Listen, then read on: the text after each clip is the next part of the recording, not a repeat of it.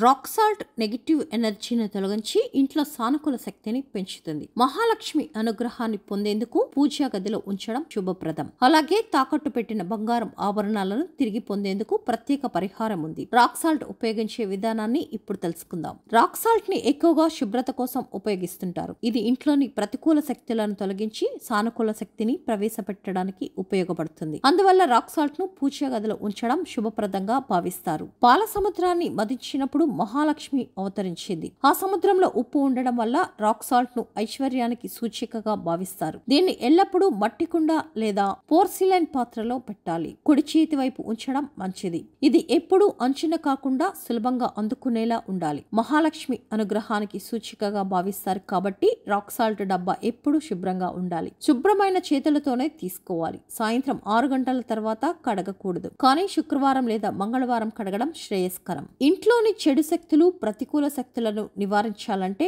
ఇంటిని శుభ్రం చేసే నీటిలో ఒక చిటికెడు రాక్ సాల్ట్ కలిపి తొడవడం మంచిది. అదే విధంగా ఒక ఎర్రటి బట్టలో రాక్ సాల్ట్ ను కట్టి దారంతో బిగించి ఇంటి గుమ్మానికి వేలాడదీయాలి. దీనివల్ల ప్రతికూల శక్తులు ఇంట్లోకి ప్రవేశించవు. తాకట్టు పెట్టిన బంగారు ఆభరణాలను తిరిగి పొందడం కష్టంగా ఉంటే రాక్ సాల్ట్ తో ఒక సాధారణ పరిహారం చేయాలి. ఈ పరిహారాన్ని ఉదయం 10 గంటల ముందు లేదా సాయంత్రం 6 గంటల తర్వాత చేయాలి. పూజా గదిలో ఒక గాజు గిన్నె తీసుకొని కొత్తగా కొనుగోలు చేసిన రాక్ సాల్ట్ ను అందులో నింపాలి. ఆపై కొద్దిగా పసుపు పొడి, కుంకుమ చల్లి ఈ గిన్నెను మహాలక్ష్మి చిత్రానికి సమీపంలో ఉంచాలి. 2 గంటల తర్వాత ఈ గిన్నెను తీసుకొని బంగారు ఆభరణాలు ఉంచే అల్మారాలో పెట్టాలి. రాక్ సాల్ట్, పసుపు, కుంకుమ ఈ 3 మహాలక్ష్మి అనుగ్రహానికి సూచికలు. ఇది చేసేటప్పుడు మనసారా కోరికను ప్రార్థించాలి. దీనివల్ల తాకట్టు పెట్టిన బంగారు ఆభరణాలను త్వరగా తిరిగి పొందే అవకాశం ఉంటుంది.